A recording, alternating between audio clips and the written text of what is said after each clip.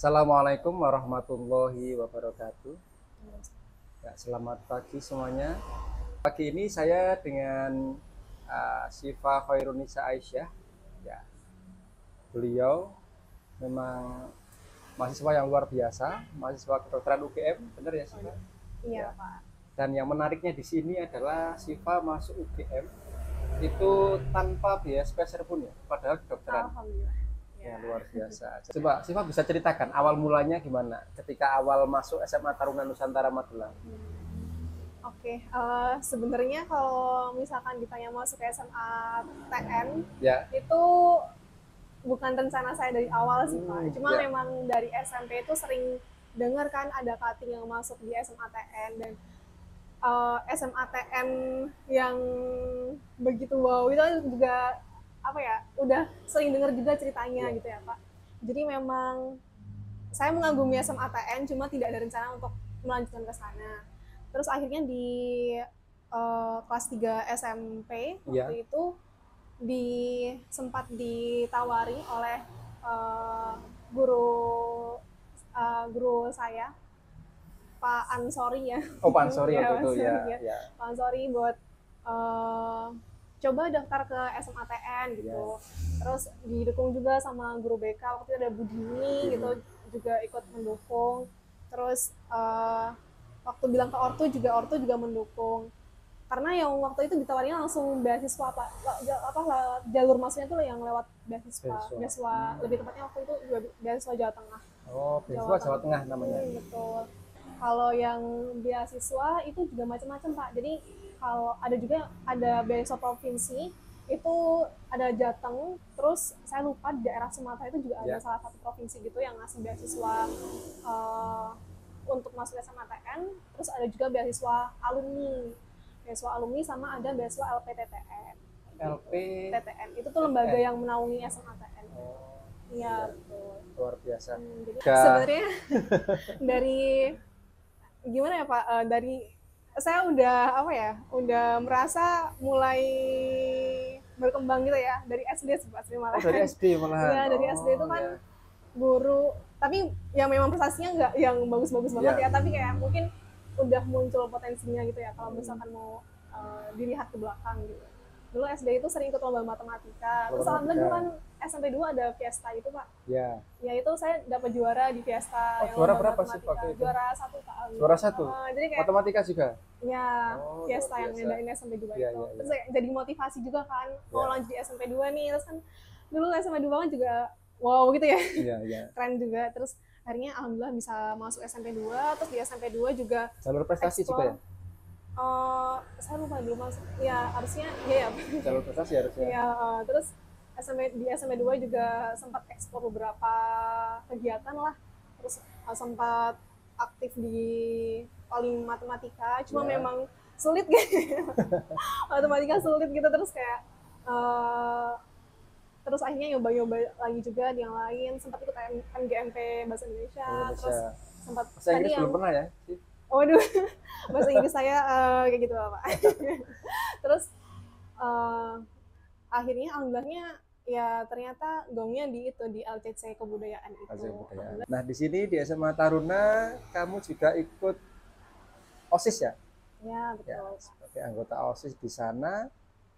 Kemudian awal mulanya gimana sih kamu tertarik sebagai anggota OSIS? Karena saya lihat kalau di SMP tidak sepertinya. Iya, betul. Kenapa tiba-tiba di SMA pengen organisasi gitu? Saya kalau yang dia apa namanya?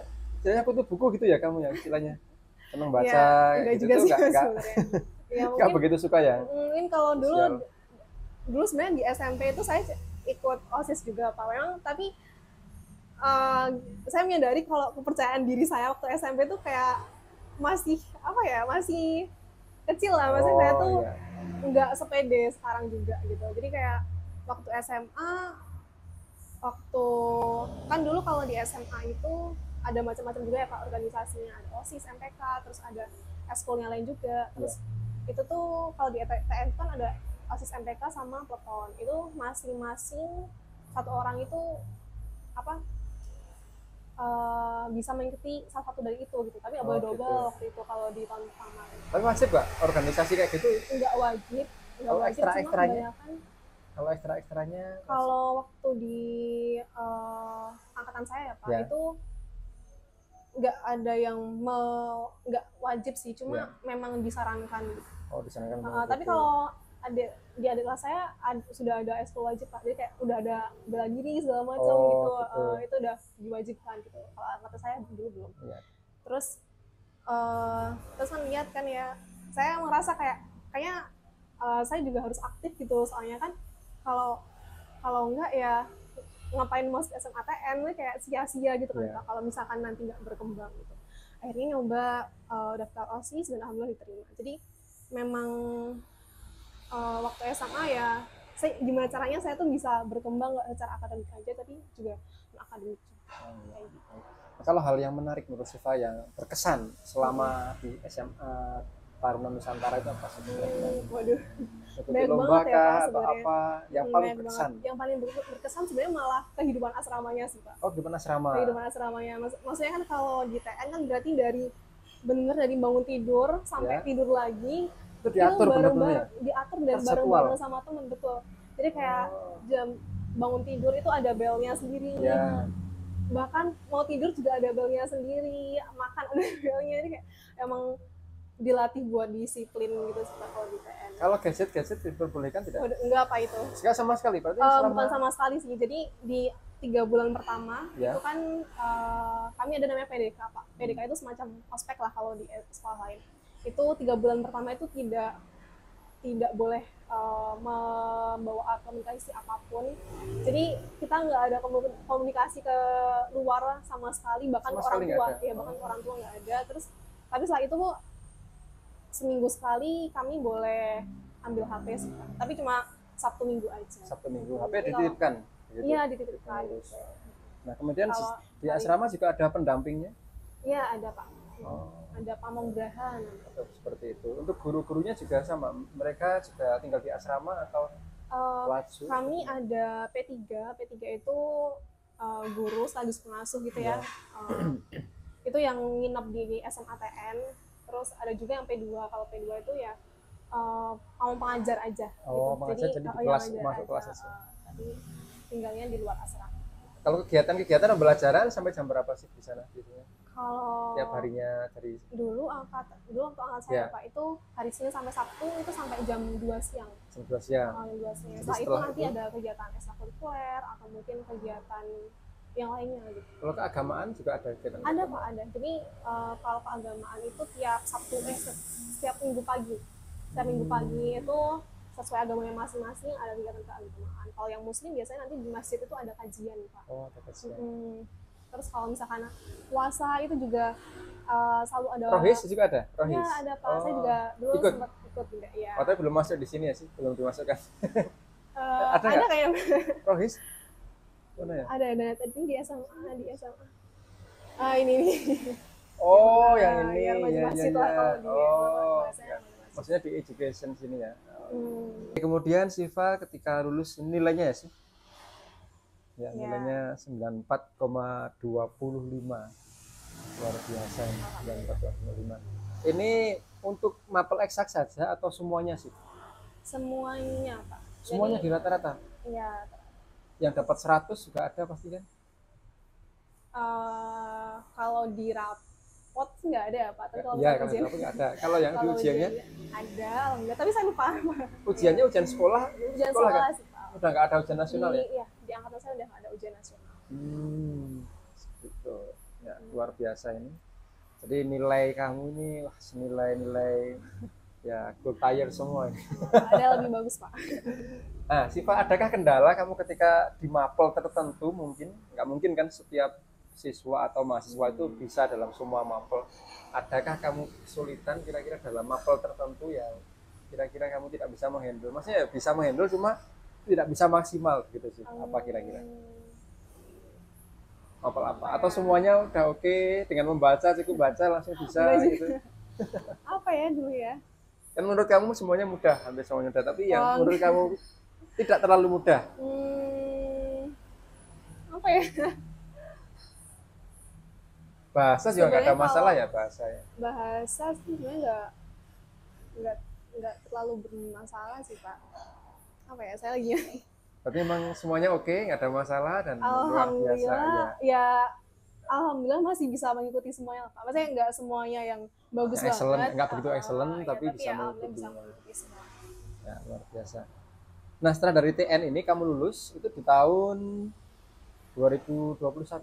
Iya, 2021. Berarti waktu itu masih COVID masih ya? COVID, Masih COVID. Nah, setelah dari sana, mungkin adakah masukan dari orang tua harus kemana, dan seperti itu, atau dari teman yang mau ke kampus mana, kemudian kamu pengen ikut, misalnya kan ada, kamu punya bestie mungkin ya, bestie yang mungkin Iya. kamu pengen ya sama kuliahnya dan sebagainya, itu gimana sih Eh, awalnya? Sebelum kamu waktu- memutuskan UGM ya? Ya, memutuskan kedokteran UGM ya. Ya, Sebenarnya kalau kenapa memutuskan kedokteran UGM itu karena mungkin udah cita-cita dari kecil juga ya Pak. cita. Jadi dari dulu memang udah pengen jadi dokter. Cuma kan seiring berjalannya waktu kan kadang kayak berubah-ubah ya Pak cita-cita. Ya, karena Berubah-ubah. masih labil Terus, ya. betul. Terus akhirnya waktu tahun ketiga itu mencoba mulai serius gitu ya, mau pengen kemana gitu. Sebenarnya saya juga dulu bingung gitu ya mau kemana gitu kan.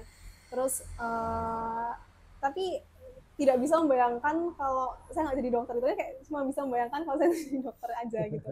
Karena apa ya mungkin cita-cita dari kecil itu, terus juga setelah konsultasi ke guru, ke orang tua gitu, memang ya akhirnya diputuskan buat masuk kedokteran UGM. Cuma ya memang waktu milih kedokteran UGM itu pasti banyak pertimbangan ya Pak. Maksudnya waktu itu yang jadi concern saya sama orang tua itu waktu pendidikannya sama biaya.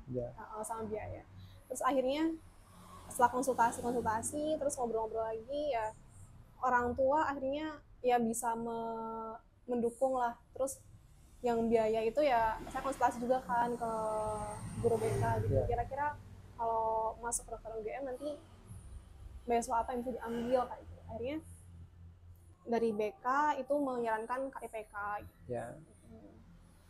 Jadi dengan ya jalur KIPK itu bisa free misalnya. Alhamdulillah. Tesnya jadi gimana? Berapa tahap? Jadi gini Kak, kalau mau mau melanjutkan ke kedokteran UGM itu yang kan kalau syarat beasiswanya itu kan sudah diterima di PTN atau PTS gitu ya. Terus punya potensi prestasi yang baik, tapi juga kurang mampu secara ekonomi, dan juga lulus tahun ini atau maksimal 2 tahun sebelumnya. Maksimal 2 tahun. Ini kan sebenarnya kalau KIPK itu kan mirip sama bidik misi ya Pak, kalau yang dulu ya bidik misi di kampus-kampus. Ya betul. Terus tapi kalau KIPK ini memang ya mungkin ganti nama, periode presiden juga ya, jadi ganti nama juga. Terus kuotanya juga lebih banyak kalau KIPK. Jadi kalau KIPK itu kan nanti yang mengusulkan dari kampusnya sendiri. Jadi memang betul. Jadi memang untuk seleksinya itu juga masing-masing kampus juga berbeda gitu. Masing-masing kampus berbeda, dan juga kuotanya dari masing-masing kampus juga berbeda. Kalau di UGM sendiri cukup banyak Pak. Kalau yang saya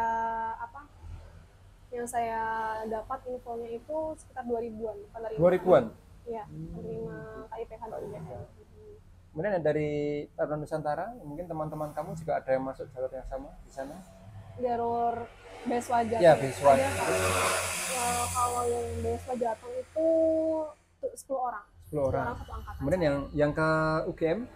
Yang ke UGM itu yang kan saya maksudnya alhamdulillah waktu itu lewat jalur SNMPTN ya. SNMPTN itu ada 6 orang dari UGM. Terus kalau yang jalur lain itu totalnya jadinya 11.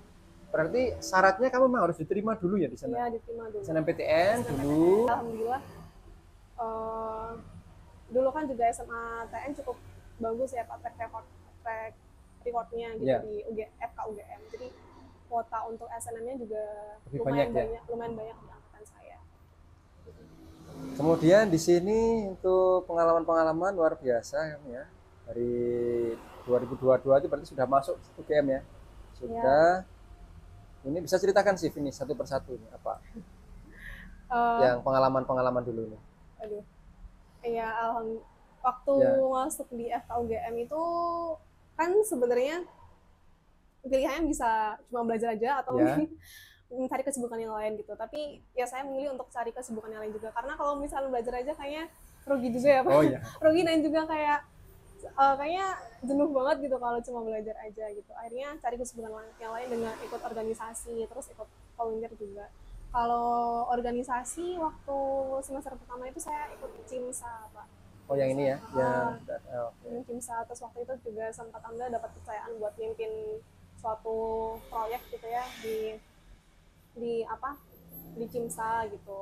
Terus seru banget sih itu, maksudnya kayak bisa bareng-bareng kerjain sesuatu yang apa ya, yang emang bermanfaat lah buat orang lain gitu. Kegiatannya kebanyakan di kampus atau di luar sih waktu itu? Di Di CIMSA itu kan semester satu kan saya masih online ya Pak, masih luar, Oh masih daring. masih daring. Jadi sebagian besar memang online kegiatannya ya, webinar gitu. Terus semester 2 kan udah mulai offline, jadi ada kegiatan yang udah mulai offline juga. Terus semester 2 saya juga ikut tim bantuan medis, mulai ke tim bantuan medis, dan sampai saat ini juga masih aktif Pak di sana, di tim bantuan medis mahasiswa itu. Terus alhamdulillah terakhir juga dapat kepercayaan jadi ketua juga di tim bantuan medis mahasiswa. Oh, jadi ketua divisi seperti itu?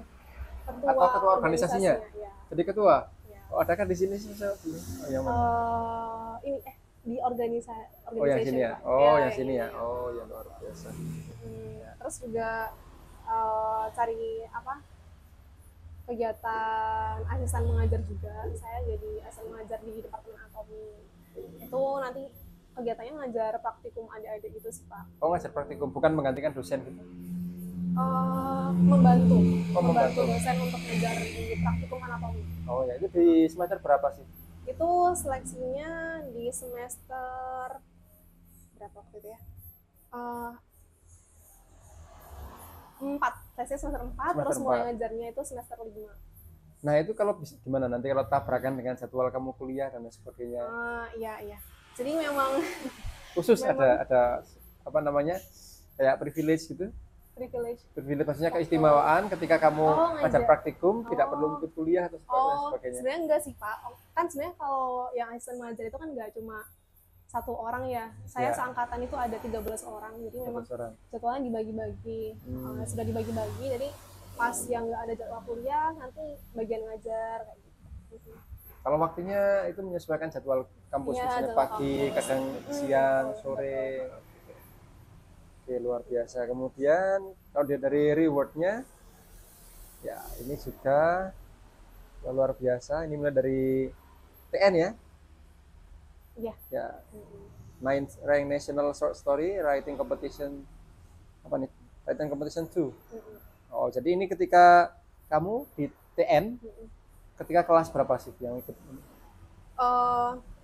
Yang dapat yang saya tulis di situ ya Pak, itu kelas 3 SMA sih. Oh kelas 3 ini. Sebenarnya kalau di TN kan saya juga sempat ikut beberapa lomba yang lain ya, ada fisika, terus lomba bahasa Jerman juga. Iya. Bahasa Jerman juga? Iya. Terus sempat ikut lomba fisika, bahasa Jerman gitu. Cuma memang mungkin belum rezeki ya Pak, jadi kayak eksplor ke lomba yang lain, akhirnya ikut lomba menulis cerpen nasional. Oh yang ini ya, cerpen ya berarti? Oke. Ya, kemudian terus waktu di UGM juga dulu di CIMSA UGM kan sering ada awarding gitu ya, dulu dapat best project officer juga di periode ketiga. Terus di TBMM Panakya juga dapat Panakya of the Month, itu kayak apa ya, semacam anggota terbaik lah. Terbaik. Sebelum jadi pengurus. Ya. Kemudian kalau yang di nasional saya sempat ikut Olimpiade pegawai daruratan gitu, temanya respirasi, pegawai daruratan di respirasi, itu alhamdulillah bisa sampai juara 2 juga. Nasional ya itu ya? Ya, nasional. Itu berkelompok atau sendiri? Beregu Pak. Beregu? Beregu. Jadi ya, lombanya ada LTC, terus ada praktiknya juga. Jadi tiap tahap itu lombanya beda-beda. Jadi latihan salur, nanti ada LTC-nya, terus nanti finalnya itu penanganan pegawai daruratan gitu. Ya. Terus yang terakhir itu juara 2 lomba video edukasi. Itu juga tentang tentang muskuloskeletal. Tentang apa ini sih? Itu kalau tema spesifiknya itu kami bahas ini Pak, gout arthritis, asam urat. Samurat. Ya, kami bikin video edukasi tentang itu. Ya. Kemudian di Oke. sini volunteering Belajar itu. ini juga ada beberapa yang ini kegiatan mulai dari kalau yang pertama ini sih yang Junior High School Tutor bersama belajar itu sebuah organisasi gitu atau Ya, itu organisasi Apindo? non-profit. Oh, gitu, non-profit organization. Itu teman saya yang inisiasi anak Ya. kenalan saya gitu, terus diajakin kayak mau nggak jadi tutor gitu. Tapi ya memang karena non-profit ya berarti ya sukarela gitu. Sukarela. Dulu ngajar kelas 9 SMP. Di Jogja. Online Pak waktu itu. Oh, online. Itu kan saya masih awal-awal masuk kuliah ya. Ya, Awal ya. masuk kuliah terus masih di Temanggung juga, jadi online. Mapelnya tertentu kalau kamu khusus Saya fisika ngajarnya di sini. fisika. Fisika. Dulu saya SMA kan sempat aktif di fisika juga. Jadi ya ngajarnya fisika. Kemudian yang kedua screening volunteer for Panavena Blood Ya. Donation (PBNN). Oh, donor darah dari TBMM Tanah kayak Oh. organisasi saya. Berarti itu diadakan di kampus atau di luar? Di kampus Pak. Di kampus. Di kampus. Untuk masyarakat umum berarti. Iya betul. Dan itu gratis ya? Karena Iya iya. yang mau coba apa namanya? Donor darah. Donor dana juga enggak? Kamu juga tidak? Maksudnya memang volunteer benar-benar pure volunteer.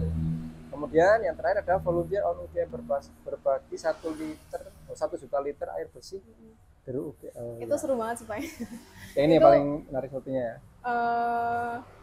Maksudnya itu kan kegiatannya kan kami asesmen gitu ya. Waktu itu kan tahun lalu itu di Gunung Kidul kan sempat ada bencana kekeringan. Jadi karena UGM mau donasi ke sana, tapi kan sebelum donasi perlu asesmen dulu kan Pak. Maksudnya nanti asesmen kebutuhannya itu seperti apa gitu. Terus dari kalau di UGM itu ada namanya DERU itu kayak disaster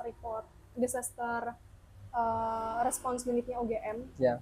Yang tanggal bencana gitu lah di UGM itu mendelegasikan tugas asesmen itu ke mahasiswa gitu. Dan kami kan memang sudah kerjasama sama DERU ya dari TBM Tanah kayak jadi saya sama teman-teman tim bantuan medis yang lain itu juga akhirnya ikut asesmen gitu ke Gunung Kidul. Jadi kami berangkat ke sana terus benar-benar lihat sendiri gimana kekeringan di sana, terus ngobrol-ngobrol juga sama warga di sana. Jadi memang pengalaman yang menarik lah. Itu di daerah mana tepatnya sih? Di Gunung Kidul, di beberapa desa sih Pak. Oh, desa. Di beberapa desa di Gunung Kidul. Jadi bantuan 1 juta air bersih ini dia diangkut pakai mobil-mobil tangki air gitu Ya, seperti betul. itu. Betul. Seperti itu. Dan untuk pesertanya yang jadi volunteer di sana kamu dan berapa mahasiswa di sana? Kalau yang dari tim bantuan medis UGM di FKKMK itu ada 5 orang. Lima ada orang. 5 orang ya, ada 5 orang. Terus ada juga dari fakultas lain. Jadi kan dibagi jadi beberapa Ya. titik gitu ya. Jadi mungkin satu desa 2 orang atau satu desa 2 orang. oh, gitu. Mungkin ini ya Pak, kalau misalkan tadi kan udah sempat cerita kalau sekarang udah nggak ada UN. Dulu itu sebenarnya jadi salah satu motivasi saya Ya. sebenarnya Pak.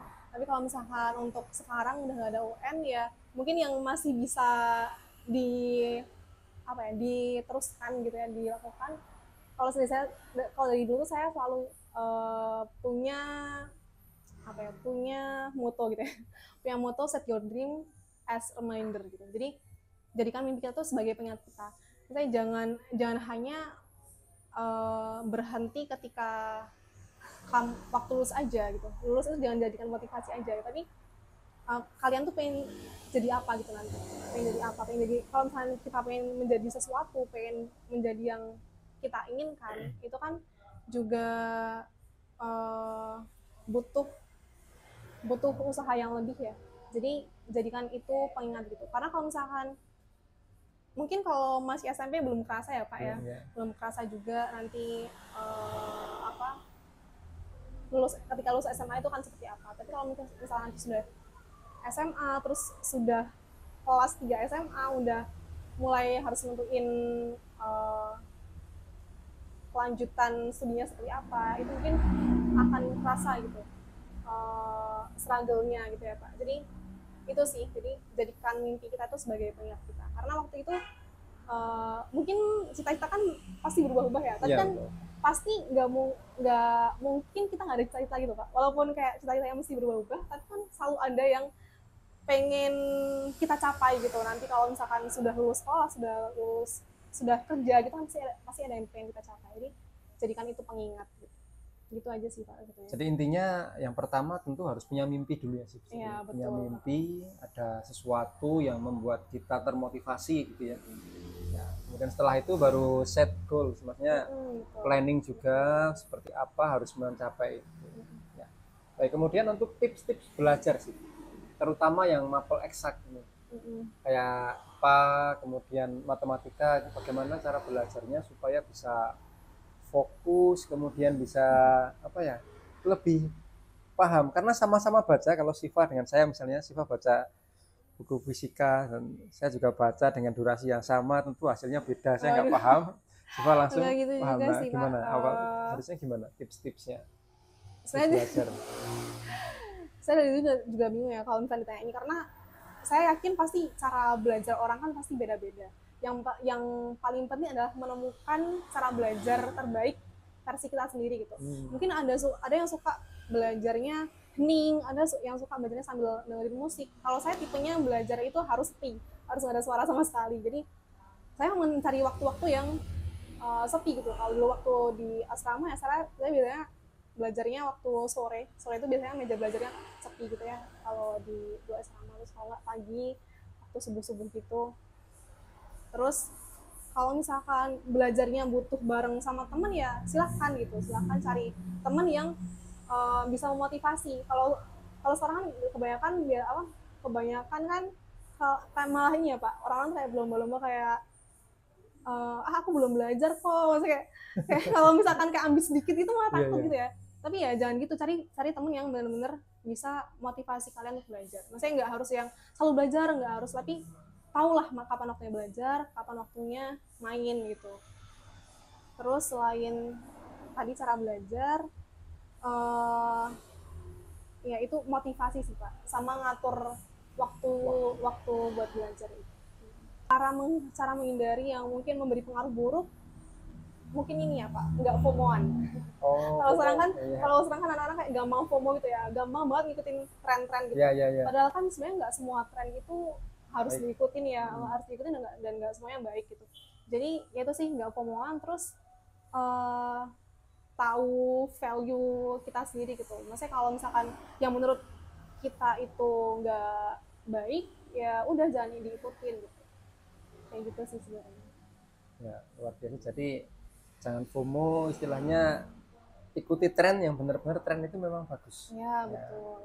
Yang terakhir sih Siva, ya ini mungkin kata-kata apa yang ingin kamu sampaikan atau kalimat apa yang ingin kamu sampaikan, rasa syukurlah atau apa dan sebagainya itu. Pasti bersyukur banget ya Pak, bersyukur karena selama perjalanan ini kan saya juga banyak ditemukan dengan orang-orang yang baik lah, orang-orang yang baik, terus orang-orang yang support, terus orang-orang yang juga memotivasi gitu. Terus saya juga bersyukur banget punya orang tua yang sangat mendukung saya dalam hal apapun gitu ya, walaupun mungkin nggak semuanya didukung, tapi saya merasa peran mereka tuh besar banget. Doa mereka, terus dukungan mereka secara emosional itu sangat berpengaruh ke saya gitu. Terus saya juga mau berterima kasih sama diri sendiri juga, karena udah banyak, udah cukup berani buat ngambil keputusan yang besar, terus berani keluar dari zona nyaman juga. Itu yang intinya. Iya, pada di zona nyaman dan lebih apa ya? Ya alhamdulillah, kalau saya lihat Syifa yang dulu SMP sama sekarang tuh udah cukup berkembang sih Pak. Ya, luar biasa. Baiklah, ini diskusi kami di pagi hari ini luar biasa dengan Syifa Khairunisa Aisyah, preclinical student ya, preclinical student UGM yang sekarang di semester 7 ya. Semoga apa yang kami diskusikan ini bisa bermanfaat untuk semua, baik yang siswa, mahasiswa atau kalangan umum, dan juga untuk orang tua, supaya bisa ketika melihat video ini mungkin bisa memotivasi putra putrinya untuk bisa belajar lebih giat lagi. Karena kalau saya lihat memang banyak siswa SMP itu yang masih minat jadi dokternya itu banyak, karena ketika hari karir itu banyak yang Oh iya ya. Dulu waktu angkatan saya juga banyak kan ya yang pakai yang dokter. pakai Jadi jas mereka dokter. supaya mereka yang paling apa ya, yang kelihatan mentereng memang dokter. Betul. Ya, seperti itu, meskipun nanti di tengah-tengahnya bisa berubah dan lain sebagainya seiring berjalannya waktu. Baik, terima kasih. Semoga apa yang kami diskusikan ini bermanfaat, dan saya akhiri. Wassalamualaikum warahmatullahi wabarakatuh.